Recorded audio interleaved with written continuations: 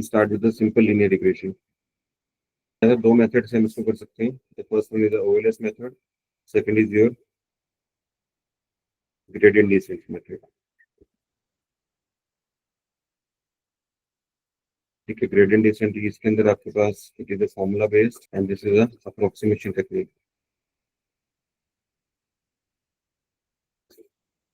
यहाँ पे कोई फिक्स फॉर्मूला नहीं है आपके पास। ठीक है, तो बेसिकली आपके पास ग्रेडियंट डिसेंट एल्गोरिथम कैसे थी।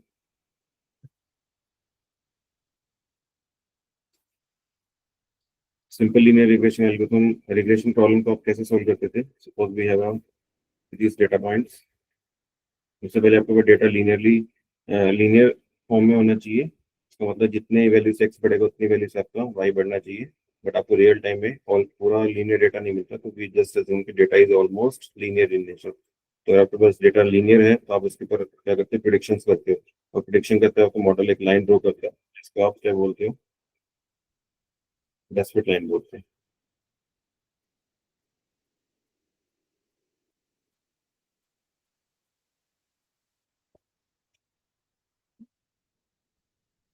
That line is known to be the best fit line. Model क्या करेगा, आपके इसके बीच में एक लाइन ड्रॉ करेगा और इस लाइन को हम क्या बोलते हैं, is equal to M x plus. फिर एक तो एक साथ ज्वाइन किया करो, क्लास में बार बार डिस्टर्बेंस मत किया करो। जब टाइम रखता है 8:30 तो 8:30 ज्वाइन कर लिया करो। बीच में फ्लो टूटता है क्लास में। चलो कोई नहीं। सो आपका मॉडल क्या करता है, स्पेसिफिक लाइन ड्रॉ करने की ट्राई करता है। ठीक है, और लाइन की इक्वेशन क्या आपके पास, y is equal to M x plus C. यहाँ पे m क्या है आपका स्लोप है, c क्या है आपका इंटरसेप्ट है। ठीक है, अब किसी भी लाइन का स्लोप क्या होता है, पहले स्लोप देखो क्या होता है। दो टर्म्स हम यहाँ पे यूज कर रहे हैं, एक स्लोप और एक इंटरसेप्ट। ठीक है, सबसे पहले स्लोप देखो। कोई भी अगर आप कोऑर्डिनेट पे किसी लाइन को ड्रॉ करते हो तो उसका स्लोप क्या क्या मतलब है उसका। अगर एक्स और वाई कोऑर्डिनेट है और आपने यहाँ पे एक लाइन ड्रॉ करी, तो इस लाइन का स्लोप क्या होगा। स्लोप वो होगा जिस एंगल से लाइन ड्रॉ हो रही है, यहाँ से आप वाई एक्सिस से एंगल निकालते हो, ये जो आपका एंगल है लाइन का, ये आपका क्या स्लोप है। अगर मैं कहूँ कि आपको इस टू डी कोऑर्डिनेट सिस्टम के अंदर ये जो लाइन है, इसको आपको मूव करना है, ठीक है, इसी टू डी एक्सिस के अंदर, तो इस लाइन को कैसे कैसे मूव कर सकते हो। इस लाइन को आप दो तरीके से मूव कर सकते हो, इसको दो तरीके से हिला सकते हो। या तो इस लाइन को ऊपर नीचे ले जाओ, इस लाइन को ऐसे ड्रॉ कर लो, या फिर क्या करो, इस पर्टिकुलर लाइन को, अगर आपके पास ये लाइन है तो इसको इसी पॉइंट पे, ये पॉइंट यहीं पे फिक्स रख के इस लाइन को यहीं से हिलाते रहो, ऊपर नीचे करते रहो। एक ये तरीका है लाइन को हिलाने का। लाइन को या तो अपने इस पॉइंट से उठा के इस पॉइंट पे ले आओ, यहाँ से उठा के यहाँ ले आओ, फिर यहाँ से उठा के यहाँ ले आओ, यहाँ से उठा के यहाँ ले आओ। ठीक है, या फिर उस पॉइंट को फिक्स रखो और लाइन को आप ऊपर नीचे करते रहो, इस एंगल से, ये इस एंगल से रोटेट करते रहो यहाँ पे। ठीक है, तो आप किसी भी लाइन को दो ही तरीके से अपनी कोऑर्डिनेट सिस्टम में हिला सकते हो। तो वो जो दो तरीके हैं उसी को हम अपना क्या बोलते हैं, स्लोप बोलते हैं और उसको इंटरसेप्ट बोलते हैं। तो लाइन को अगर मैं किसी फिक्स लोकेशन से, इस पॉइंट पे मैंने रखा लाइन को, एक लाइन ड्रॉ करी, तो अगर मैं इस लाइन को इसी पर्टिकुलर पॉइंट से हिलाना चाहूँ, पहले तो ये लाइन का क्या स्लोप है, इसको हम स्लोप बोल रहे हैं। तो मैं इस लाइन को कैसे हिला सकता हूँ, इस पॉइंट को यहीं पे रख के मैं एक लाइन को ऐसे रोटेट कर सकता हूँ। ठीक है, तो इसका स्लोप ये बन जाएगा। फिर इसको मैं यहाँ ड्रॉ कर सकता हूँ, एक एक ही लाइन हो सकती है आपके पास, है ना। तो ये जो लाइन है आपके पास, इसको हम क्या बोलते हैं, स्लोप ऑफ द लाइन, जो एंगल बना रही है आपका। ठीक है, इंटरसेप्ट क्या होता है, जब आपने लाइन ड्रॉ करी वो वाई एक्सिस पे किस पॉइंट पे आके वाई एक्सिस को कट कर रही है, ये जो पॉइंट होता है आपका, ये आपका इंटरसेप्ट पॉइंट होता है। ठीक है, तो सबसे पहले ये समझ लेना कि लाइन को आप दो तरीके से हिला सकते हो, या तो उसका स्लोप को चेंज करके या फिर उसके इंटरसेप्ट को चेंज करके। You have only two options. तो लाइन की इक्वेशन के अंदर जो एम और सी है आपका, उसके अंदर आपके पास दो ही ऑप्शन है, या तो आप इसके स्लोप को मूव करो, स्लोप को हिलाओ, स्लोप हिलाने का मतलब इस पॉइंट से इस लाइन को यहीं से हिलाते रहो। ठीक है, या फिर क्या करो, इस पर्टिकुलर पॉइंट से लाइन को इसके स्लोप, इसके इंटरसेप्ट पॉइंट से हिलाना स्टार्ट कर दो। ये आपका वाई एक्सिस है, वाई एक्सिस पे आपके इस पॉइंट से आप इसको हिला सकते हो। तो किसी भी लाइन को कोऑर्डिनेट सिस्टम में हिलाने के दो ही तरीके हो सकते हैं, या तो उसका स्लोप चेंज कर दो या उसका आप इंटरसेप्ट चेंज कर दो। ठीक है, तो हमने जो पढ़ा था कल कि हम अपनी लाइन को बेस्ट फिट लाइन बोलेंगे, वो कैसे बोलेंगे।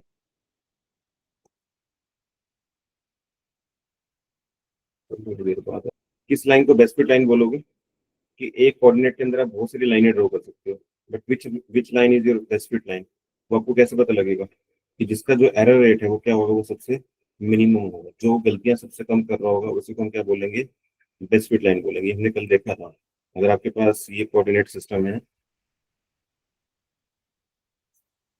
और ये आपके पॉइंट्स हैं, ये आपके पास डेटा पॉइंट्स हैं, और इसके अंदर आप ये लाइन भी ड्रॉ कर सकते हैं, इसके अंदर आप ये लाइन भी ड्रॉ कर सकते हैं, ये आपकी L1 लाइन है, ये आपकी L2 लाइन है। तो इन दोनों लाइन में से L1 और L2 में आप किसको सिलेक्ट करोगे या किसको बेस्ट फिट लाइन बोलोगे?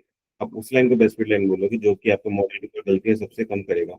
तो गलतियां करने का मतलब क्या है कि आपके मॉडल की एक्चुअल वैल्यू ये थी, लेकिन आपके मॉडल ने ये वाली वैल्यू सिलेक्ट करी, प्रिडिक्ट करी उसके। ठीक है, फॉर एग्जाम्पल ये जो पॉइंट था आपके पास, ये इसको हम ले लेते हैं, आपके पास कॉलम है सैलरी वर्सेस, यहाँ पे एक्सपीरियंस ले लेते हैं, this is your experience and this is your salary. ये आपके पास डेटा सेट है जिसके अंदर आपके पास दो कॉलम, एक एक्सपीरियंस है और एक सैलरी है। फाइव, फॉर एग्जाम्पल कुछ कुछ यहाँ पे एक्सपीरियंस और कुछ सैलरी है। ये जो पॉइंट है आपका, फॉर एग्जाम्पल ये आपके यहाँ लाई करता है, फॉर एग्जाम्पल ये आपका 2 4 6, ये आपका 6 ईयर का एक्सपीरियंस है और आपने यहाँ पे सैलरी प्रिडिक्ट करी इसकी 60,000। ठीक है, ये आपके डेटा के अंदर एक्चुअल आपके पास डेटा था, ये आपके पास 6 ईयर का एक्सपीरियंस, तो आपके पास 60,000 की सैलरी थी, ये आपका एक्चुअल पॉइंट था। लेकिन आपके मॉडल ने क्या प्रिडिक्ट किया? आपके मॉडल ने ये लाइन प्रिडिक्ट करी। इसका मतलब है मॉडल यहाँ पे आपको प्रिडिक्शन दे रहा है ना? तो 6 साल वाले की सेम एक्सपीरियंस वाले की आपको मॉडल सैलरी ये बता रहा है, इसका मतलब वो 55,000 बता रहा है आपकी सैलरी। तो एक्चुअल में आपकी सैलरी 60 की थी, ये आपकी एक्चुअल वैल्यू थी। तो आपकी मॉडल ने क्या प्रिडिक्ट करी? मॉडल ने क्या प्रिडिक्ट करी आपकी 55,000। इसके बीच का जो डिफरेंस है, ये जो माइनस है, यानी कि 5K, यही आपका क्या एरर है। ठीक है, तो आपको क्या करना है, आपको ऐसी लोड ड्रॉ करनी है, ऐसी लाइन ड्रॉ करनी है सो दैट कि आपका जो एरर है ये मिनिमाइज हो जाए, है ना? जितनी मॉडल गलतियां कम करेगा उतना ही मॉडल आपका अच्छा होगा। ठीक है, तो बस इतनी सी बात ध्यान रखनी है कि आपका मोटिव क्या है। You have to be draw a line which is doing the minimum mistakes. इसका जो एरर है वो गलतियां कम से कम हो, एरर रेट सबसे मिनिमाइज रहे, आपको ऐसी लाइन को चूज करना है। अब लाइन ये भी है और लाइन ये भी है, तो जब आप सारे डेटा पॉइंट्स पे मिलके एरर निकालोगे, फॉर एग्जांपल इसका जो आपका एरर रेट है वो इतना है, लेकिन इसका एरर रेट इतना है, क्योंकि ये आपकी एक्चुअल लाइन है, जैसे ये आपकी एक्चुअल लाइन है, और ये आप सॉरी ये आपकी प्रेडिक्टेड लाइन है L1, ये आपकी L2 प्रेडिक्टेड लाइन है, ये आपका एक्चुअल पॉइंट है। तो इस पॉइंट का इस वाली लाइन से जो दूरी है वो ज्यादा है, इसका मतलब यहाँ पे गलतियां ज्यादा कर रहा है, एरर इज हाई। लेकिन यहाँ से लेके जब इसका डिस्टेंस निकालोगे तो ये एरर इज कम। तो जब इन दोनों के एरर को आप कंपेयर करोगे तो ये वाला एरर गलतियां कम कर रहा है, इसका मतलब आप इसको चूज कर लोगे। तो यही आपकी क्या बनेगी, बेस्ट फिट लाइन बनेगी। ठीक है, क्लियर है, एजेंडा क्लियर है कि आपको करना क्या है इसके अंदर? अरे बाहर निकली अभी।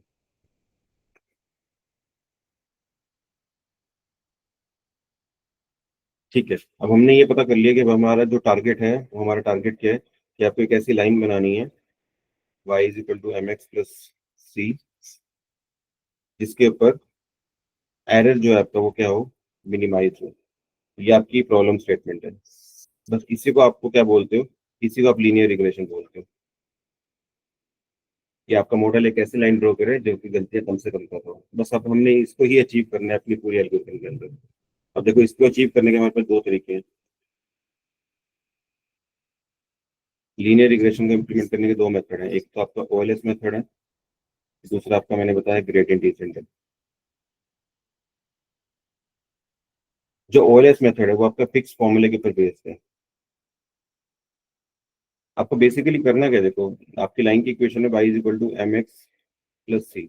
y क्या है आपका आउटपुट कॉलम है और x क्या है आपका इनपुट कॉलम है ना? तो अगर आपके पास ये डेटा सेट था एक्स और वाई, आपके एक्स और वाई ये वाले थे, और इसके अंदर आपके पास क्या था, एक्सपीरियंस और क्या थी, सैलरी थी। ये आपका एक्सपीरियंस और यहाँ के बेस पे अपनी सैलरी प्रिडिक्ट करी, आपका एक्स कॉलम या आपका वाई कॉलम है ना? तो इसको अगर मैं इस इक्वेशन को लिखना चाहूँ तो कैसे लिख सकता हूँ कि सैलरी वाई क्या आपका सैलरी कॉलम है, इज इक्वल टू एम हमें नहीं पता, मल्टीप्लाई बाय एक्स हमें पता है, आपका इनपुट कॉलम है, दैट इज एक्सपीरियंस, प्लस सी भी हमें नहीं पता। तो इस इक्वेशन को आप इस तरह से इंटरप्रेट कर सकते हो। यहाँ पे जो आपके पास एम है वो बेसिकली क्या बताता है, वो बताता है वेटेज बताता है। किसकी वेटेज? एक्सपीरियंस कॉलम की। किस लिए? आपकी सैलरी को प्रिडिक्ट करने के लिए। आपकी सैलरी को प्रिडिक्ट करने में आपका एक्सपीरियंस कॉलम कितना कंट्रीब्यूट कर रहा है, यही आपका एम बताता है।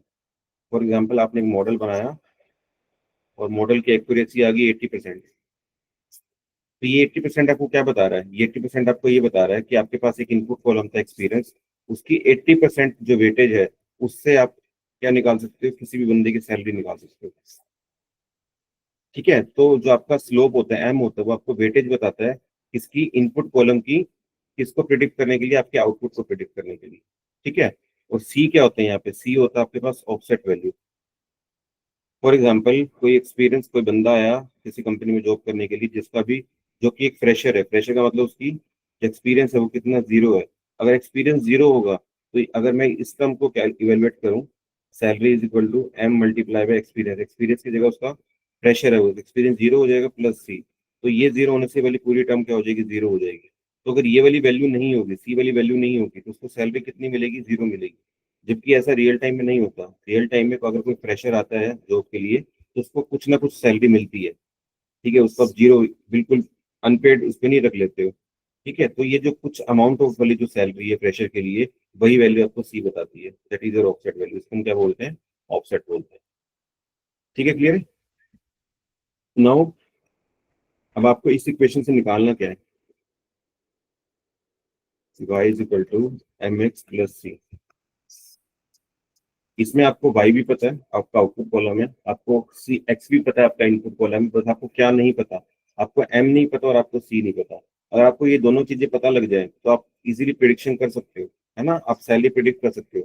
फॉर एग्जाम्पल मैं आपको कहूँ कि m की वैल्यू 2 है और c की वैल्यू 5 है या 5,000 है। ठीक है, तो बताओ कि आपकी आउटपुट सैलरी कितनी होगी? आप कहोगे कि सर एक्सपीरियंस कितना है। अब मैं कहता हूँ कि तुम्हारे पास एक एक्सपीरियंस 8 साल का बंदा है, उसकी सैलरी प्रिडिक्ट करो कितनी है, तो आप क्या करोगे? जेट से इन वैल्यूज को इस फॉर्मूले में फिट कर दोगे। तो वाई क्या आपका? सैलरी। तो आपको कहोगे salary is equal to, m की वैल्यू आपको पता है 2, जो आपने निकाली है अपने मॉडल से, मल्टीप्लाई बाय एक्स, एक्स के आपका experience, that is your 8, plus C, C के आपके पास 5,000। तो ये क्या कितना बना? 8 दूनी 16, तो 5,016 रुपये। ये आप कहोगे कि 8 साल वाले बंदे को आपका मॉडल 5,016 रुपये सैलरी प्रिडिक्ट करके दे रहा है। तो this is how the machine learning या linear regression model is doing the prediction. ठीक है, तो अब हमारी जो पूरी लर्निंग है उसके अंदर हमने ये सीखा कि आपको अगर ये एम और सी की वैल्यू पता लग जाए तो आप इजीली प्रिडिक्शन कर सकते हो, किसी की भी सैलरी निकाल सकते हो, क्योंकि आपके पास एक्स इनपुट कॉलम और वाई आपका क्या है? आउटपुट कॉलम है। तो जो हमारा टारगेट रहेगा, वो टारगेट क्या रहेगा यहाँ से?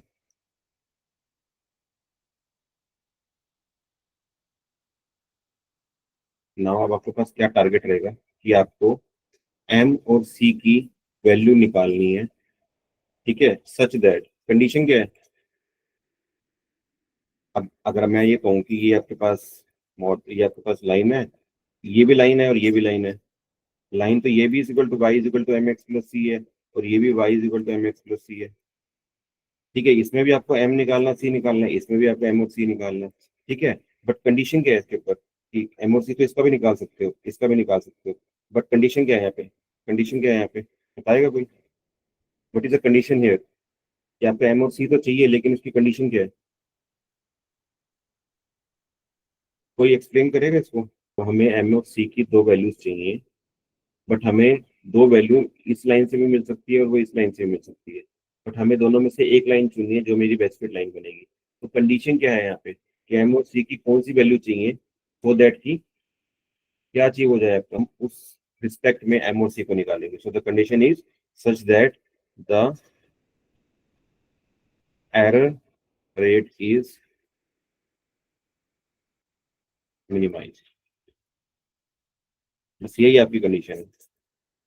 ठीक है, अब आपको एम और सी की वो वाली वैल्यू चाहिए जिसपे आपका एरर जो हो गया वो सबसे मिनिमम होगा, क्योंकि एम और सी आप इसका भी निकाल लोगे, एम और सी आप इसका भी निकाल लोगे, लेकिन आपको किसका एम और सी चाहिए? जो कि लाइन आपकी गलतियां कम कर रहा हो, जो एरर को कम कर रहा हो, तो आप उसको उस लाइन को चुनोगे। ठीक है, तो आपको बस ये एम और सी को ही निकालने के जो आपके दो मेथड है, वो आपके ओएलएस मेथड और आपका है ग्रेडियंट डिसेंट मेथड। मैंने इसको और सिंप्लीफाई कर दिया। लीनियर रिग्रेशन में आपने दो मेथड देखे, ओएलएस और ग्रेडियंट डिसेंट। इसके दोनों के अंदर हम क्या निकालते हैं? इसके अंदर भी हम एम और सी निकालेंगे, इसके अंदर भी हम एम और सी निकालेंगे। ठीक है, बस ये आपकी अप्रोक्सीमेशन टेक्निक है, ये आपके पास फिक्स फॉर्मूले हैं इसके। वो फॉर्मूला भी मैं लिखता हूँ यहाँ पे। मूविंग, तो सबसे पहले आज हम पढ़ेंगे OLS method. First will study OLS. OLS stand for ordinary least square method. ठीक है, इसके अंदर जो आप एम और बी या सी निकालते हो, वो फॉर्मूला आपके पास क्या है, फिक्स्ड है। तो मैं पहले यहाँ पे सी का फॉर्मूला लिख देता हूँ। C is equal to Y bar minus M x bar, ये आपका सी का फॉर्मूला है। ठीक है, M is equal to, M का फॉर्मूला क्या है, summation I goes to 1 to N X I minus x bar Y I minus Y bar divided by summation I goes to 1 to N X I minus x bar का square. ये आपका formula है M निकालने का। तो directly आप क्या करते हो, वैल्यूज पुट कर देते हो इसके अंदर। जो आपका ओएलएस मेथड है, जब आप लीनियर रिग्रेशन को इंप्लीमेंट करोगे तो एसके लर्न लाइब्रेरी का आप यूज करोगे, जिसके अंदर से आप इंपोर्ट करोगे किसको, लीनियर रिग्रेशन मॉडल को।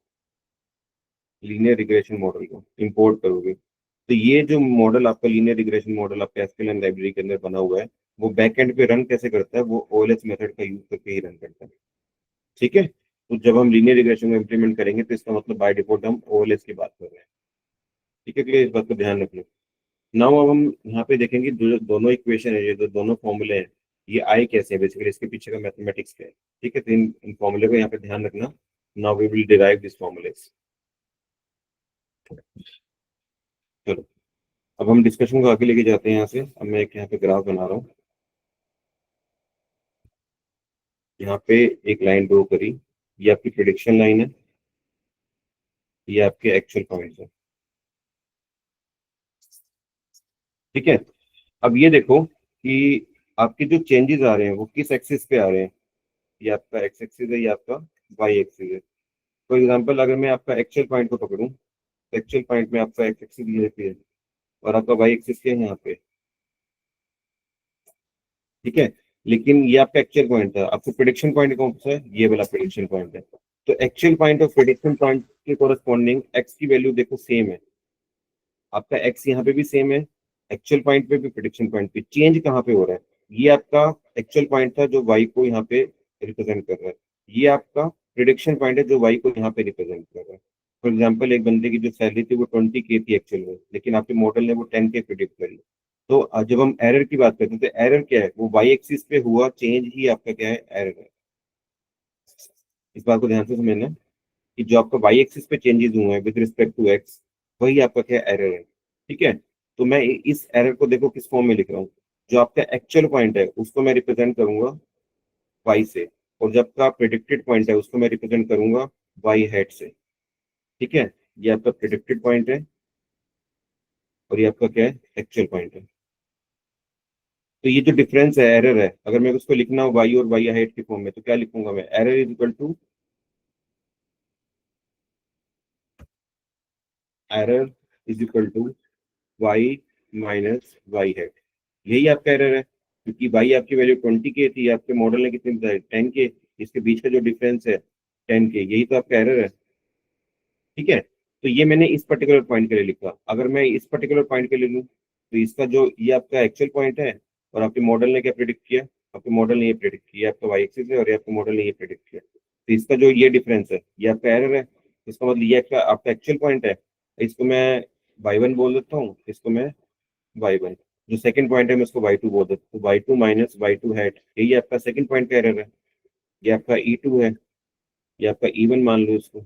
इसी तरह से मैं थर्ड पॉइंट को पकड़ता हूँ, थर्ड पॉइंट में y3 माइनस y3 हैट, ये आपका ये एरर है, ये आपका थर्ड एरर है। तो क्या करते हैं, हम पूरे मॉडल का एक एवरेज एरर निकालते हैं। एवरेज एरर कैसे निकालेंगे हम, कि हम सारे एरर को क्या कर देंगे, सम कर देंगे। ठीक है, और उसका हम क्या ले लेते हैं, स्क्वायर ले लेते हैं। तो जब भी हम एरर निकालते हैं तो हम उसका हमेशा क्या ले लेते हैं, स्क्वायर ले लेते हैं। स्क्वायर लेने का रीजन क्या है, यहाँ पे स्क्वायर क्यों लेते हैं, कि जो आप यहाँ पे डिस्टेंस निकाल रहे हो एक्चुअल और प्रिडिक्टेड पॉइंट का, तो वो जो आपका डिफरेंस है वो कभी कभी नेगेटिव भी हो सकता है। तो नेगेटिव पॉइंट को पॉजिटिव बनाने के लिए आप उसको क्या ले लेते हो, स्क्वायर ले लेते हो। ठीक है, तो this is the only reason कि आप एरर का स्क्वायर क्यों लेते हो हमेशा। ठीक है, एरर का स्क्वायर हम, जो एरर आ रहा है वो कभी नेगेटिव भी हो सकता है, उस नेगेटिव को आपको पॉजिटिव बनाने के लिए हम उसका क्या ले लेते हैं, स्क्वायर ले लेते हैं। ठीक है, क्लियर है। तो अब अगर मेरे को इसका सबको मैं इकट्ठा पूरे पूरे मॉडल का अगर एक एवरेज एरर निकालना चाहूँ तो मैं इस सारे टर्म को कैसे लिख सकता हूँ, इसमें पूरी टर्म को कैसे लिख सकता हूँ, देखो।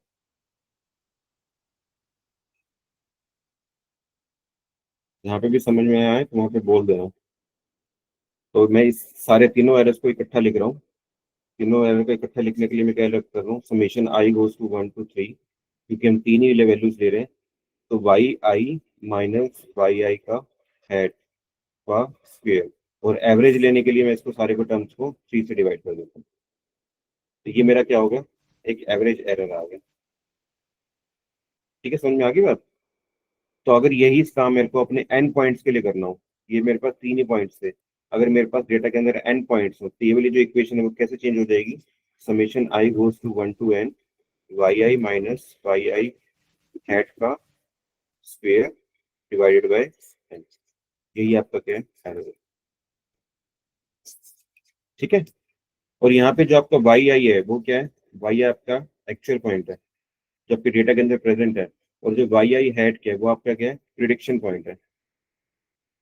और ये प्रिडिक्शन पॉइंट कहाँ से आया, आपकी इस लाइन की इक्वेशन से आया, y is equal to M x plus t. यही आया ना आपके पास, जो प्रिडिक्शन लाइन थी आपके पास, या आपके मॉडल ने ये लाइन प्रिडिक्ट करी थी। ये आपके ये इसके ऊपर सारे पॉइंट जो है वो प्रिडिक्शन पॉइंट है, तो मतलब आपने ये लाइन ड्रॉ करी, that is your prediction line. तो ये वो लाइन क्या है आपकी, y is equal to M x plus. ठीक है। तो अब आपको देखो क्या करना, क्या है हमें, कहाँ से स्टार्ट किया था हमने, कि हमारा टारगेट क्या था कि आपको आपको एम और सी की वो वैल्यू चाहिए जिसके पास आपके पास एरर सबसे क्या हो, मिनिमम हो। ठीक है। तो आपके फॉर्मूले में ये हमने डायरेक्ट फॉर्मूला कैलकुलेट किया कि ये वो फॉर्मूले हैं जहाँ पे आपके पास सी और एम की वैल्यू सबसे मिनिमम होगी।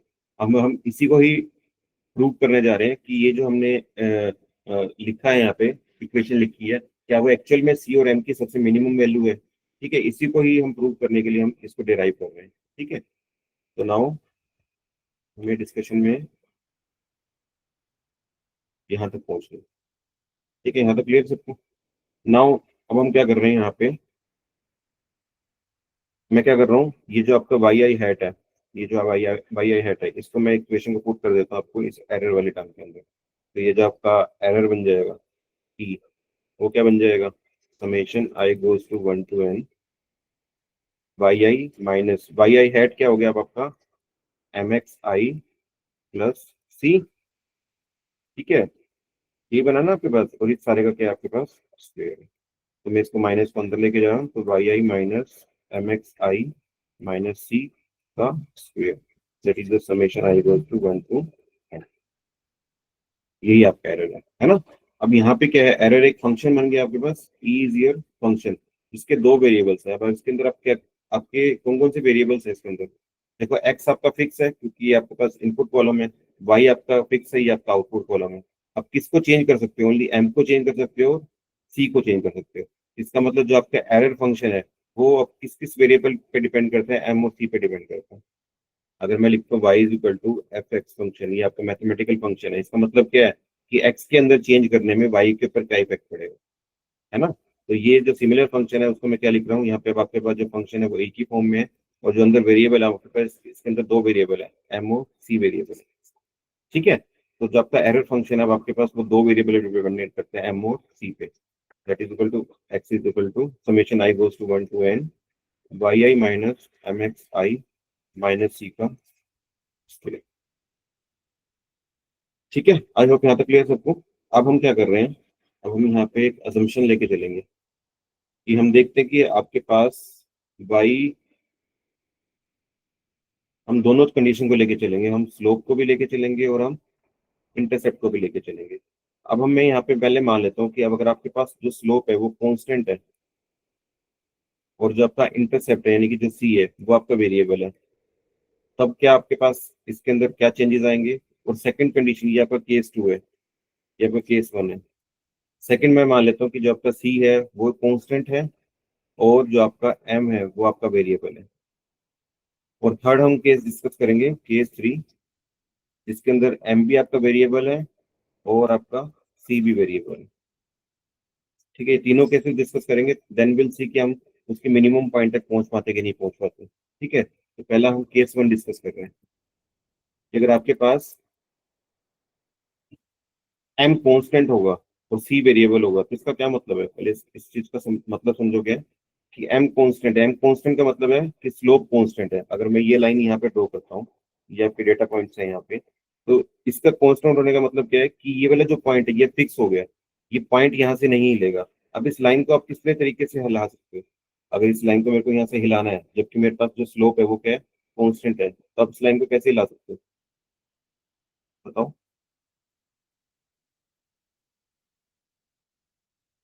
स्लोप को कांस्टेंट रखना है आपको, इसका मतलब मैं इस लाइन को ऐसे ड्रॉ कर दूं, ऐसे भी ड्रॉ कर सकता हूँ।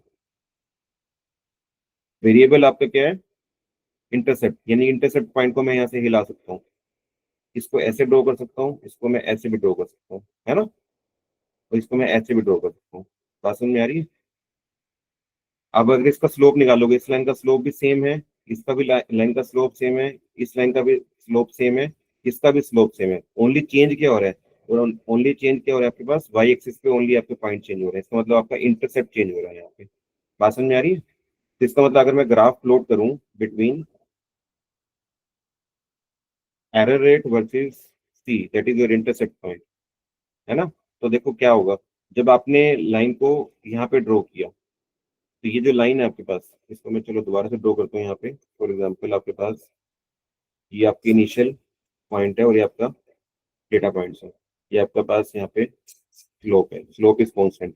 लाइन जब इतनी दूरी पे है तो आपका मॉडल गलतियां ज्यादा कर रहा है। इसका मतलब जब आपके पास सी ज्यादा होगा, है ना, हायर वैल्यू होगी सी की, तो आपके पास मॉडल गलतियां ज्यादा करेगा। So this is your higher value point.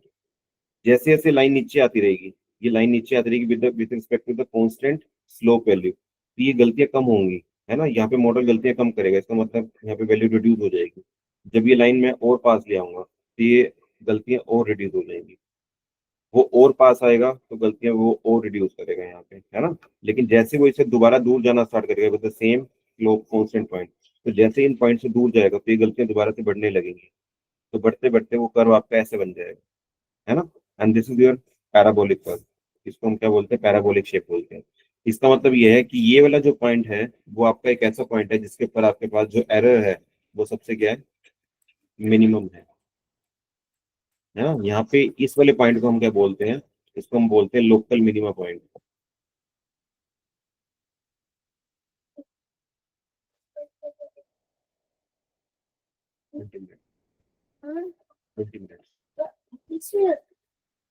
ठीक है, तो ये हमने केस देखा जब हमने एम को कांस्टेंट रखा और सी को वेरिएबल रखा। सेकंड केस देखो, अब आप यहाँ पे क्या कर रहे हो, सी को कांस्टेंट रख रहे हो और एम को वेरिएबल।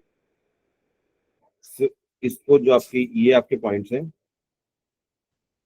ठीक है, आप लाइन को फिक्स करके रखो यहाँ पे।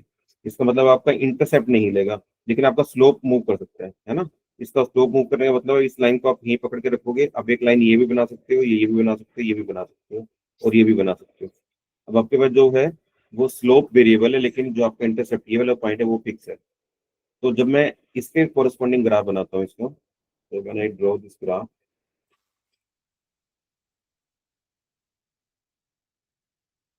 जब मैं इसके कोरस्पॉन्डिंग ग्राफ बनाता हूँ कि आपका एरर रेट और वर्सेस एम के कोरस्पॉन्डिंग ग्राफ बनाता हूँ, तो ये वाला जब आपके पास ये वाली जो लाइन है आपके पॉइंट से कितनी दूरी पे है, इसका मतलब मॉडल गलतियां ज्यादा कर रहे हैं यहाँ पे। जैसे जैसे लाइन स्लोप को आप क्लॉकवाइज घुमाना स्टार्ट करोगे तो वो गलतियां कम करना स्टार्ट करेगा मॉडल आपका। ठीक है, तो करते करते वो इस पॉइंट से फिर दूर जाने लगेगा यहाँ से, इसी पॉइंट से। ठीक है, आप ऐसे घुमाओगे अपनी लाइन को, इसका मतलब एक बार जब क्लोज होगा तो गलतियां सबसे मिनिमम कर रहा है, फिर वो गलतियां दोबारा से बढ़ने लग जाएगी। तो ग्राफ आपका ये बनेगा। ठीक है, इसका मतलब आपको ये वाला जो पॉइंट है ये आपका लोकल मिनिमम पॉइंट है। इस पॉइंट के ऊपर आपके पास मॉडल सबसे कम गलतियां कर रहा है। ठीक है, बात समझ में आ रही है। तो ये दो पॉइंट ऐसे हैं जहाँ पे आपके पास मॉडल सबसे क्या कर रहा है, गलतियां मिनिमाइज कर रहा है। ठीक है, तो आपको क्या करना है कि इस पॉइंट तक रीच करना है, सो दैट कि आपके पास जो आपके जो वैल्यू है इसकी सी की और एम की, सबसे मिनिमम वैल्यू आपको यहाँ पे मिलेगी। ठीक है, क्लियर है। अब ये यहाँ तक पहुंचना कैसे है।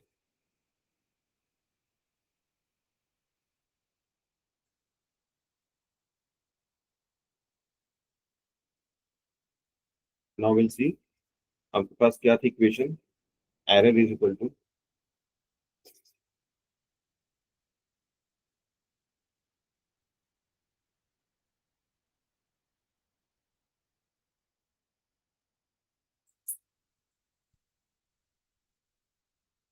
Y I minus Y I hat का square, that is the summation I goes to 1 to n। ठीक है, अगर मैंने ये वाला कर्व बनाया और हमें ये पॉइंट पहुंचते पहुंचते आपको इस पॉइंट तक पहुंचना है, तो ये आपके सारे पॉइंट्स का क्या है, मिनिमा पॉइंट है।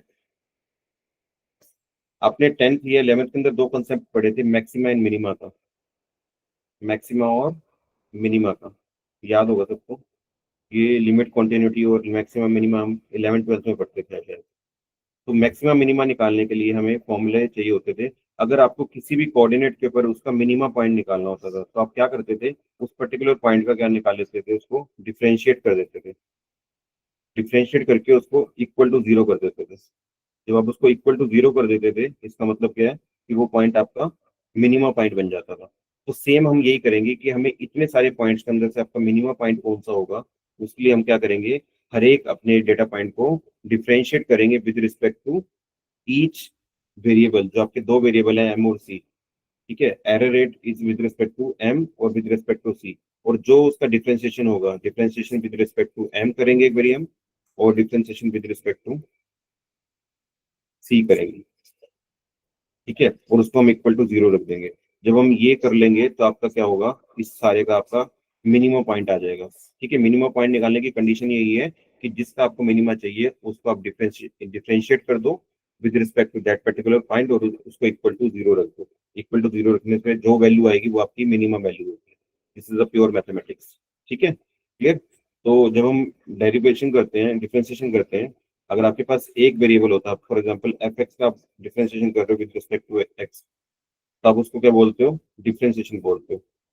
लेकिन अगर आपके पास यहाँ पे वेरिएबल दो होते हैं, एक्स और वाई होता है, और आप इसका डिफरेंशिएशन करते हो, तो आप इसको क्या बोलते हो, पार्शियल डेरिवेटिव बोलते हो।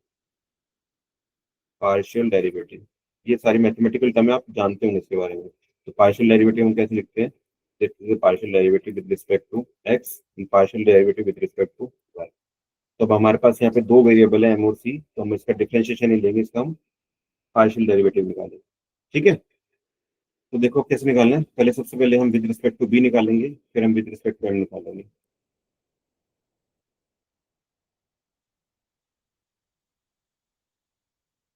तो आपके पास इक्वेशन क्या थी, एरर की, विद रिस्पेक्ट टू पहले हम बी निकालते हैं, that is i goes to 1 to n y I minus Y i hat का स्क्वायर। वाई आई हैट क्या था आपका prediction, that is your m x plus c. ठीक है, तो ये वैल्यू मैं यहाँ पे पुट कर दे रहा हूँ। तो ये क्या बन जाएगा, वाई आई माइनस एम एक्स आई माइनस सी का square, that is your summation I goes to 1 to n, that is your b. ठीक है, तो अब हम क्या कर रहे हैं, इसका पार्शियल डेरिवेटिव निकालेंगे विद रिस्पेक्ट टू बी। ठीक है, तो जब हम इसका पार्शियल डेरिवेटिव लेंगे, इसका मतलब partial derivative of y I minus M x I minus सी का square with respect to b. ये समेशन आपका बाहर है। ठीक है, और इसको हम क्या कर देंगे, इक्वल टू जीरो रख देंगे। क्लियर। अब देखो डेरिवेटिव कैसे निकालते हैं, this is your chain rule. अगर आपके पास पावर में होती है तो आपके चेन रूल अप्लाई करते हैं, तो पावर सबसे पहले आगे आ जाती है। तो ये क्या आ जाएगा, टू, ये term as is y I minus M x I minus c. ठीक है, उसके बाद मल्टीप्लाई बाय, अब क्या करते हो, इस वाले टर्म का आप क्या करते हो, डेरिवेटिव करते हो विद रिस्पेक्ट टू बी। तो जब विद रिस्पेक्ट टू बी करोगे, इसका विद रिस्पेक्ट टू बी क्या हो जाएगा, जीरो हो जाएगा, इसका भी जीरो हो जाएगा। बी क्यों कर रहे हैं, यहाँ पे सी कर रहे हैं, यहाँ पे हम सी कर रहे हैं, इंटरसेप्ट अपना सी मान के चल रहे हैं। एक्चुअली कुछ इक्वेशन के अंदर आपके पास जो लाइन की इक्वेशन होती है, y is equal to M x plus b लिखी होती है, तो बी वहीं से है। तो ये बी और सी का जो डिफरेंस है, इसमें कंफ्यूज मत होना, ये आपका सी के कोरस्पॉन्डिंग चल रहा है। ठीक है, तो ये हम विद रिस्पेक्ट टू सी कर रहे हैं। तो इसके विद रिस्पेक्ट टू सी करोगे तो ये जीरो हो जाएगा, इसके विद रिस्पेक्ट टू सी करोगे तो ये भी जीरो हो जाएगा, लेकिन इसके विद रिस्पेक्ट टू सी करोगे तो कितना आएगा, -1। तो ये क्या आ जाएगा, -1। ठीक है, तो when I rewrite this equation, इस माइनस को मैं आगे लेके आ रहा हूँ, और ये इक्वल टू जीरो है, -2 y I minus M x I minus c is equal to zero. ये 2 आपका 0 से कैंसिल आउट हो जाएगा, यहाँ से बाहर समेशन चल रहा है I goes to 1 to n, ठीक है। Now will open this summation, यहाँ से मैं समेशन को ओपन कर रहा हूँ, यू विल गेट, ये थोड़ा टेढ़ा जा रहा है, इसको सीधा लिखने की ट्राई कर।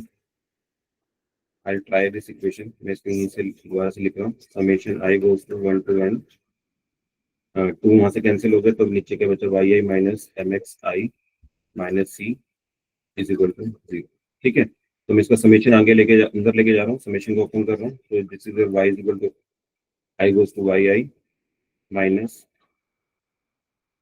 summation I goes to 1 to n mxi minus summation I goes to 1 to n c is equal to 0, ठीक है। नाउ मैं सबका समेशन ओपन कर रहा हूँ यहाँ से, तो when you open this summation, ये टर्म है, ये बेसिकली देखो क्या टर्म है, किसी भी, अच्छा मैंने वो वहाँ पे बताया आपको, ये जो वाई हैट लिखा ना मैंने वहाँ पे फॉर्मूले में, वो मैं बताना भूल गया, बेसिकली ये क्या है, मीन है। इसको हम कैसे रिप्रेजेंट करते हैं स्टैट के अंदर, दिस इज योर मीन, हमने जो ऊपर फॉर्मूला लिखा था, ये भाई यहाँ पे जो हमने सी का फॉर्मूला लिखा था, ये जो वाई बार है और एक्स बार है, बेसिकली ये क्या है, आपकी मीन है, मीन हो वाई, और एक्स बाय क्या आपका मीन हो एक्स, इसको आप रिप्रेजेंट करते हो बार सिंबल से। मीन कैसे निकालते हैं, अगर आपके पास कोई डेटा पॉइंट है तो उसको मीन कैसे निकालोगे, मीन क्या होता है, सारे पॉइंट्स का सम डिवाइडेड बाय जितने टोटल नंबर ऑफ पॉइंट है, यानी कि जो एवरेज होता है वो आपका क्या होता है, मीन होता है, ठीक है। तो अगर मैं इस समेशन को आप देखो, ये जो आपका वाई आई वाला समेशन है, इसका मतलब क्या है, अच्छा सबसे पहले आप क्या कर रहे हैं यहाँ पे, ऊपर से हम मीन स्क्वायर निकाल रहे, तो हम 1/n वाली टर्म भी लेके चल रहे थे साथ में, है ना। तो आपने क्या कर दिया, दोनों साइड में will divide both side by n, n क्या आपके total number of point, total number of data point, तो जब आप इसको n से डिवाइड कर दो तो इक्वेशन में बनेगी y equal to 1 to n Y i divided by n minus summation i goes to 1 to n mx i divided by n minus summation I goes to 1 to n c by n is equal to 0,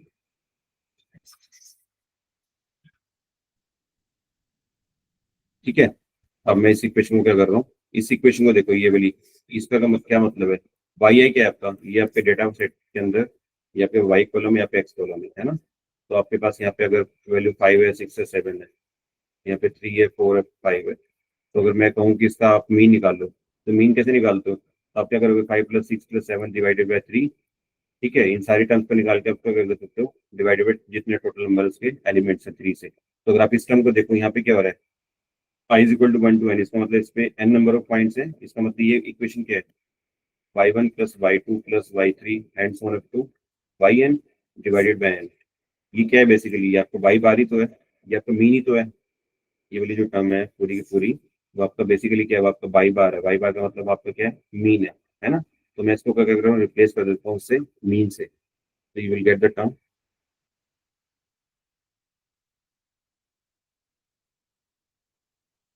आपको क्या मिल जाएगा यहाँ से, मैं इसको replace कर देता हूँ y बार से, माइनस वहां पे क्या था आपका,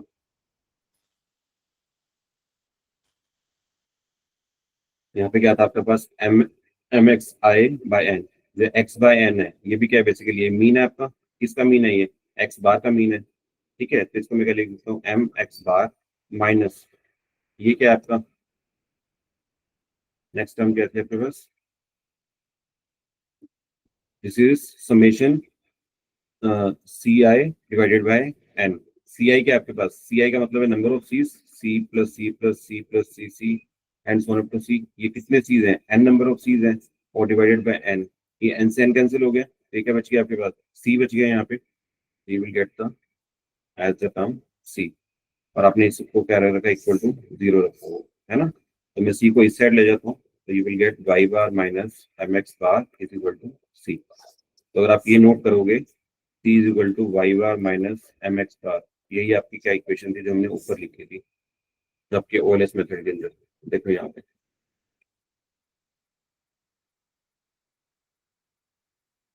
ये वाली, दिस इज द इक्वेशन जो हमने ऊपर से स्टार्टिंग से लेके चले थे, ठीक है। यही हमने प्रूव कर दिया कि ये आपकी क्या सी की सबसे मिनिमम वैल्यू है, ठीक है। ये सेम वही वैल्यू है जो हमने ऊपर सी के फॉर्मूले में लिखी, तो this is how we can derive the value of c, yes, ये नाउ विल सी कि आपके जो आपने ऊपर एम की वैल्यू डिराइव की थी वो कैसे डिराइव करोगे। यहाँ पे एम क्या था आपका, दिस इज योर एम। ठीक है, नाउ विल सी कि एम कैसे आएगा आपको।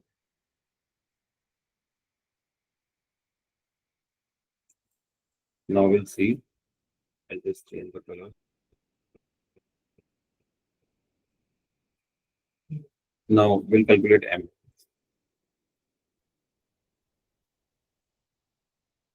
ठीक है, तो आपका जो एरर था वो आपके एम के रिस्पेक्ट में है ना। तो हम क्या ले चले थे, y I minus Y i hat का square summation I goes to 1 to n. Y i hat क्या था आपके पास, y I minus M x i plus c. Plus c का मतलब बाहर से जब माइनस आएगा तो ये क्या हो जाएगा, माइनस हो जाएगा, माइनस सी। और सी अभी हमने निकाला है, सी हमने क्या निकाला है अभी,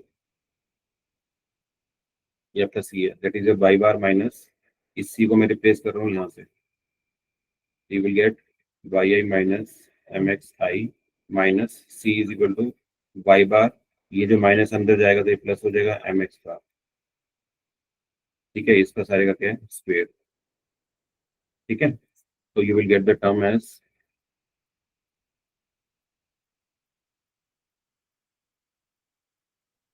ये आपके पास टर्म क्या आ गई, e m is equal to Y I minus max i minus Y bar plus m x bar का स्क्वायर, और बाहर यहाँ पे चल रहा है summation I goes to 1 to m. ठीक है, तो आपको पता है कि आपको क्या करना है, अगर इसका मिनिमा निकालना है तो मिनिमा कैसे निकाल सकते हो, इसका क्या ले लेते हो, पार्शियल डेरिवेटिव ले लेते हो विद रिस्पेक्ट टू एम, और इस सबको क्या कर देते हैं, इक्वल टू जीरो रख देते हो। ठीक है, तो बस हम क्या करेंगे, इसका पार्शियल डेरिवेटिव निकालेंगे, जिस लाइक अभी हमने ऊपर किया था। तो पार्शियल डेरिवेटिव के लिए आप क्या लगाओगे, यहाँ पे चेन रूल अप्लाई करोगे। तो चेन रूल से क्या हो जाएगा, बेसिकली आप क्या कर रहे हैं, अगर पार्शियल डेरिवेटिव हो वाई आई माइनस एम एक्स आई minus Y bar plus m x bar पर square is equal to zero. ये आप कर रहे हो विद रिस्पेक्ट टू एम कर रहे हो। ठीक है, तो विद रिस्पेक्ट टू एम पहले चेन रूल लगाओ, ये टू आगे आ जाएगा, तो टू वाई आई माइनस एम एक्स आई minus Y bar plus m x bar. ठीक है,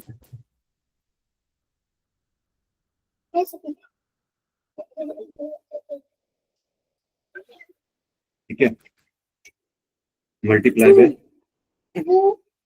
multiply by derivative of this term, derivative of this term with respect to m करोगे, ये आपका जीरो हो जाएगा। यहाँ पे जब विद रिस्पेक्ट टू एम करोगे क्या क्या आएगा, माइनस एक्स आई, इसका विद रिस्पेक्ट टू एम करोगे तो जीरो हो जाएगा, इसका विद रिस्पेक्ट टू एम करोगे तो क्या आएगा, प्लस एक्स वाई। ठीक है, this is equal to zero. Clear, इस माइनस को मैं बाहर ले आता हूँ, you will get minus two, ये समेशन चल ही रहे, i goes to 1 to n, या भी आपका summation I goes to 1 to n, this is y I minus M x I minus Y bar plus m x bar, ये आपका क्या हो जाएगा, x I minus x bar is equal to zero. ये वाला जो जीरो है to है वो इस वाले जीरो से कैंसिल आउट हो जाएगा, and you will get the term as, यहाँ पे आपको क्या मिलेगा, summation I goes to 1 to n y I minus M x I minus Y bar my plus m x bar, और यहाँ पे एक्स आई माइनस एक्स बार का zero. ठीक है, मैं इसको रीअरेंज कर लेता हूँ अपने टर्म्स को, मैं इन दोनों को इकट्ठा ले आता हूँ, वाई आई माइनस वाई बार।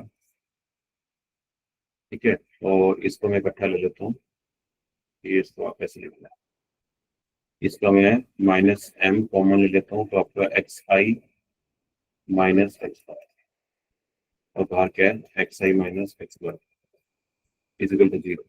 इस वाले टर्म को मैं ब्रैकेट के अंदर लेके जा रहा हूँ, इससे मल्टीप्लाई हो जाएगा, तो ये क्या बनेगा, वाई आई माइनस वाई बार, ये टर्म इससे मल्टीप्लाई होगी, एक्स आई माइनस एक्स बार माइनस एम, ये दोनों टर्म सिमिलर है तो इसका स्क्वायर हो जाएगा, माइनस एक्स बार का square is equal to zero. इसको मैं उस साइड ले जाता हूँ, right hand side, you will get the term as y I minus Y bar x I minus x bar is equal to, इसको उधर ले जाएंगे तो प्लस हो जाएगा, एम एक्स आई माइनस एक्स बार का स्क्वायर। इस वाले टर्म को मैं नीचे ले आता हूँ डिनोमिनेटर में, then you will get x I minus x bar का स्क्वायर।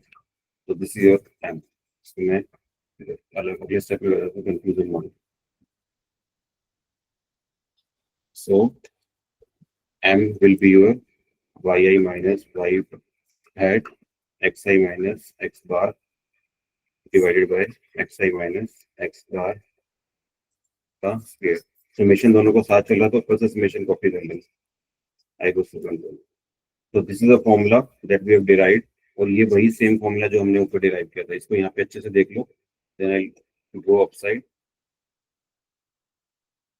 देखो ये सेम फॉर्मूला वहां पे यही है जो हमने नीचे डिराइव किया। ठीक है, so this is a minima of m and this is a minima of c, जो आपके ओएलएस मेथड में ऑलरेडी इनबिल्ड है, ये फॉर्मूले फिक्स्ड है। ठीक है, तो हमने बस अपने डेरिवेशन से ये चेक किया कि आपकी सच में एम और सी ये वही पॉइंट है जो आपके लोकल मिनिमा पॉइंट है। तो हमने क्या किया, लोकल मिनिमा निकालने के लिए उसका डेरिवेटिव ले लिया, उसको विद रिस्पेक्ट टू जीरो रख दिया, तो आपका मिनिमम पॉइंट आ गया। These are the minimum point of your m and c with respect to your equation of line. मैं आपको पहले डेटा सेट दिखाता हूँ, एक डमी डेटा सेट बनाया मैंने। ठीक है, जस्ट ओनली कुछ ही रोज का डेटा है, बट आपको तरीका बताने की आप लीनियर इक्वेशन इंप्लीमेंट कर सकते हैं। तो ये एक छोटा सेट है।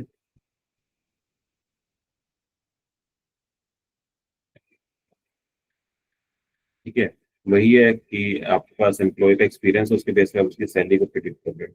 ठीक है, so this is a data set we have. इसी डेटा सेट को मैं क्या करूंगा, सबसे पहले अपलोड करूंगा अपने जुपिटर नोटबुक के ऊपर, इसी के ऊपर हम क्या करेंगे, प्रिडिक्शन करेंगे। तो मैं पहले इसकी स्पेलिंग वेलिंग ठीक कर लेता हूँ।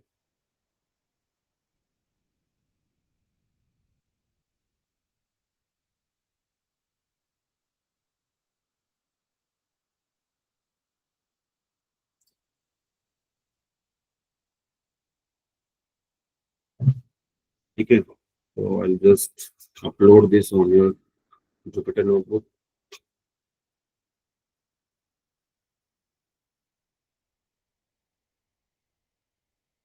आपने इसको क्या कर लिया, अपलोड कर लिया यहाँ पे लीनियर रिग्रेशन। ठीक है,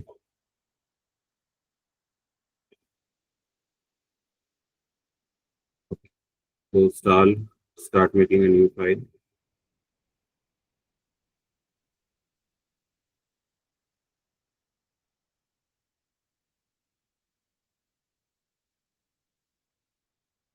तो सबसे पहले मैं इंपोर्ट कर लेता हूँ, इंपोर्ट pandas pd। ठीक है, अब हम कुछ और लाइब्रेरी स्टार्टिंग से इंस्टॉल कर लेते हैं जो आपको आगे यूज करनी पड़ेंगी। सबसे पहले अगर आपको मॉडल को कॉल करना है तो आपकी एसक्यूएल लाइब्रेरी के अंदर आपको ये लीनियर रिग्रेशन मॉडल मिल जाता है। उसका इंपोर्ट कैसे करोगे, तो from sklearn dot linear model underscore model. ठीक है, इंपोर्ट यहाँ से क्या करोगे, आप इंपोर्ट करोगे किसको, लीनियर रिग्रेशन मॉडल को। तो मेक श्योर कि जब आपके पास लीनियर रिग्रेशन लिखो तो आपका एल कैपिटल हो और रिग्रेशन का आर कैपिटल हो। ठीक है, यहाँ से आप मॉडल को क्या कर लोगे, इंपोर्ट कर लोगे। ठीक है, मैंने बताया कि सबसे पहले आप डेटा के ऊपर क्या करते हो, स्प्लिटिंग करते हो डेटा की, है ना। अब हम जब मॉडल को ट्रेनिंग करवाएंगे तो देखो यहाँ पे एक बारी, when you do the model training, तो आपके पास जो डेटा होगा सबसे पहले उसको क्या करोगे, ट्रेनिंग डेटा और टेस्टिंग डेटा के अंदर स्प्लिट करोगे। हमने कल पढ़ा था, जो आपके पास डेटा है उसको आप दो पार्ट्स में डिवाइड करते हो, ट्रेनिंग डेटा में और टेस्टिंग डेटा में। ट्रेनिंग डेटा वो डेटा होता है जो आप अपने मशीन लर्निंग मॉडल को ट्रेनिंग के लिए देते हो। तो टेस्टिंग वो डेटा होता है जिसके आप अपने मॉडल को प्रिडिक्ट करते हो, उसको टेस्ट करते हो। ठीक है, तो जब आपका ट्रेनिंग डेटा होता है वो आप 70% ले सकते हो, 80% ले सकते हो, डिपेंडिंग अपॉन योर थिंकिंग कि आप किस तरह से डेटा को स्प्लिट कर रहे हो।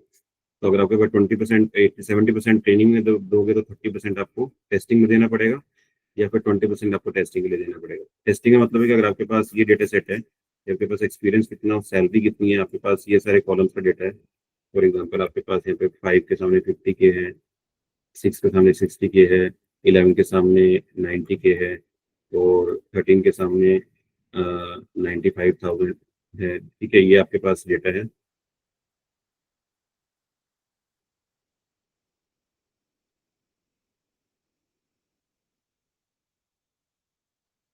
आपके पास डेटा सेट है, तो आप क्या करते हो, इस डेटा सेट के अंदर आपके पास अगर आपके पास 70% डेटा आपने ट्रेनिंग के लिए यूज करना है या 80% करना है, तो आप क्या करते हैं, 80% जो डेटा है अपना, ये वाला जो डेटा है, ये 80% ये आपका ट्रेनिंग के लिए यूज होगा, और ये आपका जो 20% रिमेनिंग डेटा है ये आपका टेस्टिंग के लिए यूज होगा। टेस्टिंग से क्या मतलब है कि मॉडल आपका इस वाले डेटा के ऊपर ट्रेंड होगा। ठीक है, मॉडल ट्रेन होने के बाद वो एक आपको प्रिडिक्शन लाइन देगा। ठीक है, तो इस लाइन के ऊपर आप क्या टेस्ट करते हो कि आप अब आप क्या दोगे अपने मॉडल को, आपका आपका मॉडल क्या हो गया, ट्रेंड हो गया, ये आपका मॉडल है। अब आप क्या करोगे, इसको एक टेस्ट करने के लिए आप 13 ईयर के एक्सपीरियंस वाले की सैलरी पूछोगे इससे। अगर मॉडल आपका बताता है कि उसकी सैलरी 92,000 है, इसका मतलब है कि मॉडल आपका 80% रिजल्ट एक्यूरेट बता रहा है। ठीक है, जितना क्लोज आप एक्यूरेसी के जाओगे उतना ही मॉडल आपका बेस्ट होता जाएगा। ठीक है, तो सबसे पहले हम क्या करते हैं, अपने जो डेटा होता है, सबसे पहले उसको हम क्या करते हैं, ट्रेनिंग और डेटा टेस्टिंग डेटा के अंदर हम क्या करते हैं, स्प्लिट कर लेते हैं। ठीक है, उससे पहले हम क्या करते हैं कि अगर आपके पास एक्स और वाई कॉलम के अंदर आपके पास डेटा है, तो आप क्या करते हो, ये आपके पास क्या है, ये आपका डिपेंडेंट कॉलम है, ये आपका इंडिपेंडेंट कॉलम है। तो सबसे पहले आप दोनों कॉलम्स को सेपरेट कर लेते हो, आपके इंडिपेंडेंट कॉलम अलग हो जाए और डिपेंडेंट कॉलम अलग हो जाए। ठीक है, तो सबसे पहले आप क्या करते हो, कॉलम की सेपरेशन करते हो। फिर आप क्या करते हो, उसके ऊपर ट्रेनिंग डेटा और टेस्टिंग डेटा के अंदर उसको डिवाइड करते हो। फिर आप क्या करते हो, मॉडल को कॉल करते हो। फिर आप क्या करते हो, मॉडल को ट्रेन करते हो। मॉडल ट्रेनिंग के लिए आप यूज करते हो फिट फंक्शन। और फिर आप क्या करते हो, प्रिडिक्शन करते हो। प्रिडिक्शन आपके क्या करते हो, प्रिडिक्शन के लिए आप ये फंक्शन यूज करते हो, प्रिडिक्ट। ठीक है, ये आपका फ्लो रहेगा पूरे आपके प्रोग्राम का। सबसे पहले आप कॉलम को सेपरेट आउट करोगे, इनपुट कॉलम अलग कर लोगे, आउटपुट कॉलम अलग कर लोगे। फिर अपने डेटा को ट्रेन टेस्ट स्प्लिट मारोगे उसके ऊपर, मॉडल को कॉल करोगे, और मॉडल के कॉल करने के मॉडल को ट्रेन करने के बाद आप क्या करोगे, मॉडल की ट्रेनिंग करोगे यूजिंग द फिट फंक्शन, और उसको फिर प्रेडिक्ट करोगे यूजिंग द प्रेडिक्ट फंक्शन। बस आपका ये पूरा का पूरा फ्लो रहने वाला है। ठीक है, अब इसके अंदर से हम जो लाइब्रेरीज यूज करेंगे, एक तो ट्रेनिंग और टेस्टिंग डेटा के लिए हम लाइब्रेरीज यूज करते हैं। एसक्यूएल लाइब्रेरी के अंदर आपके पास क्लास होती है ट्रेन टेस्ट स्प्लिट, ये आपके पास इनबिल्ट क्लास होती है। तो इस लाइब्रेरी से क्या होता है कि आपके पास ट्रेनिंग और टेस्टिंग डेटा ऑलरेडी वो डिवाइड कर देता है। ठीक है, तो इस क्लास का हम यूज करेंगे, एक हम मॉडल को कॉल करने के लिए यूज करेंगे, that is your linear regression, जो भी हमने एसक्यूएल लाइब्रेरी से कॉल करवाया। ठीक है, इन दो क्लासेस का हम यूज करेंगे अपने आज वाले प्रिडिक्शन के अंदर। ठीक है, तो मैंने फ्लो बता दिया, then go back to the program. तो यहाँ से हमने क्या कर लिया, अपने लीनियर रिग्रेशन मॉडल को इंपोर्ट कर लिया। अब हम ट्रेन टेस्ट को भी इंपोर्ट कर लेते हैं, तो उसके लिए मैं क्या लिखता हूँ, फ्रॉम sklearn डॉट, इसके लिए आप यूज करते हो मॉडल सिलेक्शन। यहाँ से आप इंपोर्ट करते हो किसको, ट्रेन टेस्ट स्प्लिट को, ट्रेन टेस्ट स्प्लिट। ठीक है, ये आपने क्लास के कर लिए, इंपोर्ट करवा लिए, क्लियर।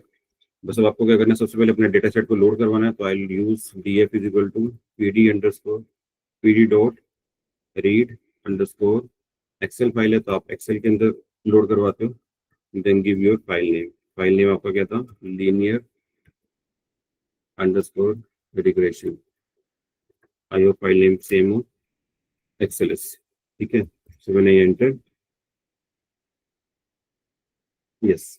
अब आप डीएफ से अपने डेटा सेट देखोगे, सो this is your data set. ठीक है, आपके पास दो कॉलम से, एक तो आपके पास एक्सपीरियंस है, एक्सपीरियंस के बेस पे आप क्या कर रहे हो, सैलरी प्रिडिक्ट कर रहे हो। तो एक का जो इनपुट कॉलम वो आपका एक्सपीरियंस है, और जब आउटपुट कॉलम हुआ है क्या, सैलरी। तो सबसे पहले मैं इन दोनों कॉलम को क्या कर लेता हूँ, सेपरेट आउट कर लेता हूँ। तो मैं एक एक्स वेरिएबल लेता हूँ जिसके अंदर मेरा इनपुट कॉलम होगा। तो डीएफ का इनपुट कॉलम क्या है आपका, तो input column is your experience. ठीक है, तो मैं यहाँ से इसका नेम कॉपी कर लेता हूँ, सो दैट यहाँ पे स्पेलिंग मिस्टेक नहीं हो।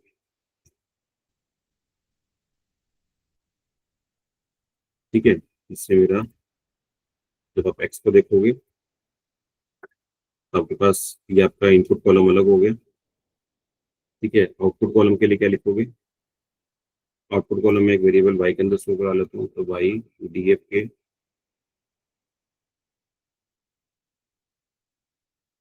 वाई के आपका सैलरी है।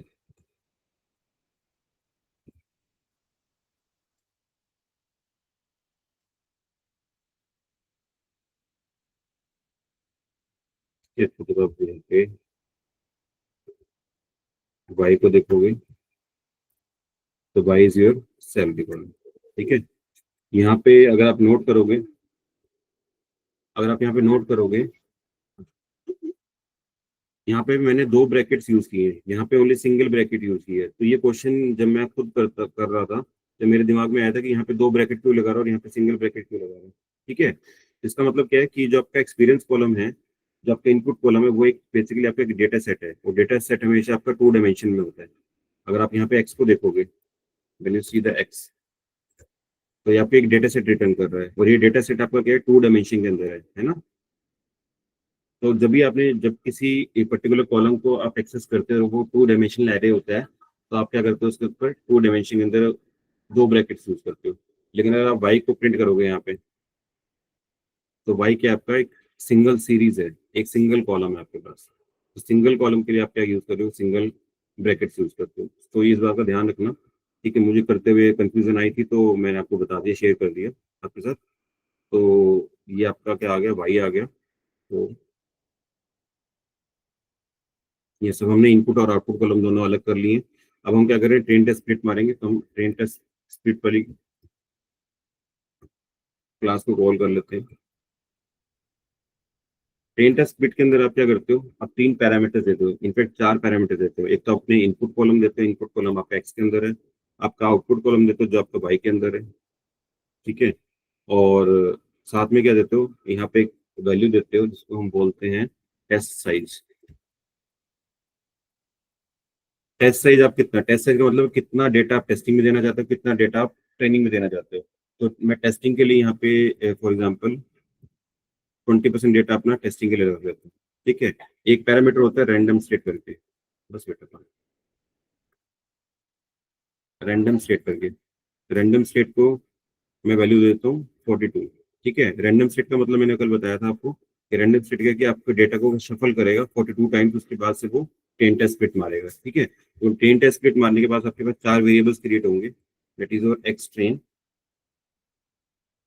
कॉमा एक्स टेस्ट, ट्रेनिंग और टेस्टिंग इंडिया के इनपुट कॉलम का, और ट्रेनिंग और टेस्टिंग आपका आउटपुट कॉलम का।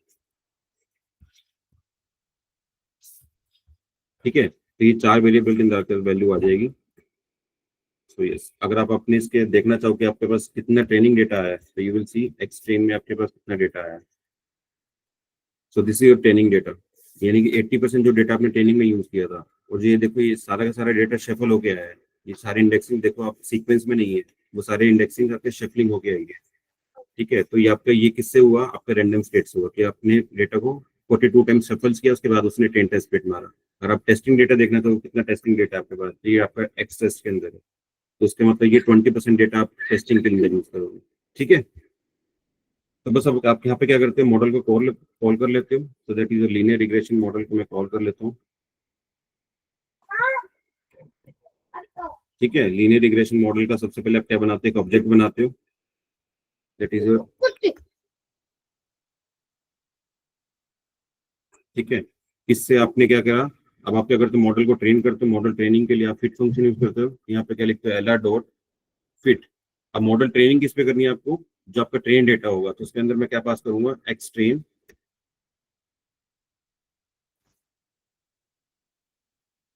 Y train. ये ट्रेनिंग डेटा पे और आपका मॉडल क्या हो जाएगा, ट्रेंड हो जाएगा। व्हेन आई एग्जीक्यूट दिस,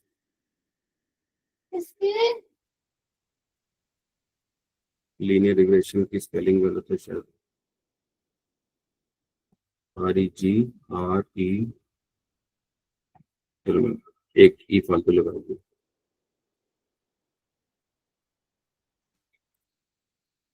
वो भी गलत आ रही है। ओके कर लेते हैं। स्पेलिंग मिस्टेक बहुत ज्यादा होती है, मेरे से तो स्पेशली बहुत होती है, तो आप लोग ध्यान रखना चाहिएगा। यहाँ पे मॉडल का नाम सेम वही है जो आपने कॉल किया अब तक।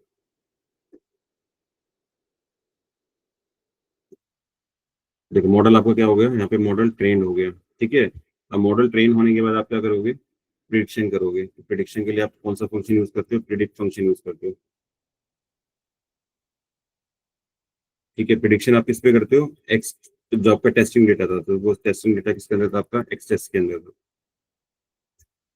सो दीज आर द टेस्टिंग जो आपके मॉडल ने प्रिडिक्ट करके दिया है। ठीक है, अगर आप टेस्टिंग डेटा देखना चाहो, यहाँ पे आपके पास टेस्टिंग डेटा क्या था, तो when I execute this x underscore test, so this is your testing data. ठीक है, आपके मॉडल के पास ये आपके पास इनपुट कॉलम था, आपके 4 साल के 4.37 वाले एक्सपीरियंस बंदे की वो सैलरी प्रिडिक्ट करके दे रहा है कि उसकी सैलरी होनी चाहिए 72,000। ठीक है, और 5 साल 5.8 एक्सपीरियंस वाले की सैलरी होनी चाहिए 87,000 रुपये, और 9.6 ईयर वाले एक्सपीरियंस की सैलरी होनी चाहिए 1 लाख समथिंग, 1,27,000, और 9.5 वाले की एक्सपीरियंस की सैलरी होनी चाहिए 1,26,000। अब हम एक्चुअल में देखते हैं आपके पास एक्चुअल में वो सैलरी कितनी थी। ठीक है, तो मैं यहाँ पे एक कॉलम ऐड कर लेता हूँ, तो दैट कि मैं आपको यहाँ पे टेस्टिंग डेटा दिखा सकूँ। सॉरी, आपका जो वाई टेस्ट डेटा था, ये आपके पास वाई टेस्ट डेटा था। इसका मतलब क्या है कि आपके मॉडल के अंदर जो 4.3 वाला एक्सपीरियंस वाला बंदा था, उसकी सैलरी 71,184 रुपये थी। आपके मॉडल ने कितनी प्रिडिक्ट करी? 72,229 रुपये। तो इसका मतलब ये कोई आपस में क्लोज कॉल है, इसका मतलब जो प्रिडिक्शन हो रही है वो सही से एक्यूरेटली वो कर पा रहा है। ठीक है, अगर ये डिफरेंस इन दोनों के अंदर बहुत ज्यादा होता तो आपका जो एक्यूरेसी लेवल होता वो सबसे मिनिमम हो जाता आपका। ठीक है, तो अब आपके पास ये प्रिडिक्शन आप किस वजह से कर पा रहे हो कि आपके पास लाइन की इक्वेशन क्या थी, y is equal to M x plus c, ये लाइन की इक्वेशन थी, है ना। तो हमने क्या कहा था कि अगर आपको इसको इंटरप्रेट करना है तो इसको कैसे लिखते हो, सैलरी इज इक्वल टू, अगर आपको एम पता लग जाए और आपको यहाँ पे एक्स आपके पास है ही, that is your experience, plus c. तो अगर आपको यहाँ से एम और सी पता लग जाए तो आप सैलरी प्रिडिक्ट कर सकते हो। तो हमारे मॉडल ने आपको एम और सी प्रिडिक्ट करके दिया है। ठीक है, देखो कैसे। अगर हमको एम और सी प्रिंट कराना है यहाँ पे, तो मैं क्या लिखूंगा यहाँ पे, एल आर डॉट कोफिशिएंट। तो ये आपके कोफिशिएंट की वैल्यू आई है। कोफिशिएंट मतलब कि आपका यहाँ पे सी की वैल्यू आई है। अगर आप यहाँ पे, सॉरी, कोफिशिएंट मतलब आपका स्लोप की वैल्यू आई है। ठीक है, अगर आप अपना इंटरसेप्ट देखना चाहो, कोफिशिएंट ये एम को बोल रहे हैं यहाँ पे। ठीक है, और आप सी की वैल्यू देखना चाहो, यहाँ पे सी की वैल्यू कितनी है, तो आप क्या लिखते हो, L R dot intercept underscore. So this is your intercept value. ये आपकी एम की वैल्यू, ये आपकी सी की वैल्यू है। ठीक है, अगर आपको एम और सी पता लग जाएगा तो आप सैलरी प्रिडिक्ट कर सकते हो। फॉर एग्जाम्पल देखो, इसको टेस्ट करके देखते हैं कि आपके मॉडल ने बोला कि जिस बंदे का एक्सपीरियंस 4.37 है तो उसकी सैलरी 72,229 रुपये होनी चाहिए। अगर मैं इसी एक्सपीरियंस को अपने फॉर्मूले में पुट कर दूं, देखो मैं यहाँ पे पुट करके दिखाता हूँ आपको। When I put this equation here, कि आपको salary is equal to m, m आपको पता क्या है, multiply by 4.37। I just copy here और मैं यहाँ पे इसको पेस्ट कर देता हूँ। प्लस में इंटरसेप्ट की वैल्यू आपने निकाली है, this is intercept value, control c and control v. ठीक है, तो जब आप इसका कैलकुलेट करोगे तो आपका आंसर क्या आना चाहिए, आपका आंसर यही आना चाहिए जो आपके मॉडल ने प्रिडिक्ट किया। आपके मॉडल ने इस वाले बंदे की सैलरी 72,229 रुपये प्रिडिक्ट की है। तो अगर मैं ये कैलकुलेशन कर पाऊँ तो इसका आंसर वही सेम आए, तो मैं इसको क्या करता हूँ, तो कंट्रोल सी करके एक टैब में ओपन करके मैं इसकी कैलकुलेशन कर लेता हूँ। देखो, जब इसकी कैलकुलेशन करके आई तो रिजल्ट आपका कितना आ रहा है, 72,229 रुपये। ठीक है, यही सेम आपके मॉडल ने भी प्रिडिक्ट किया था। यही सेम सैलरी, सेम एक्सपीरियंस वाले के अपने मॉडल ने क्या किया था, यही सेम सैलरी प्रिडिक्ट किया। ठीक है, so this is validation check कि आपके पास जो मॉडल है वो आपका दो वैल्यू पे डिपेंड करता है, आपके एम और सी की वैल्यू पे। तो जब प्रिडिक्शन करते हो, प्रिडिक्शन में आपको ये दोनों वैल्यू निकाल के देता है, और ये दोनों वैल्यू वही है जहाँ पे आपका जो एरर होगा सबसे मिनिमम होगा। ठीक है, so this is how you are doing the prediction in the linear regression model. I hope clear है सबको ये।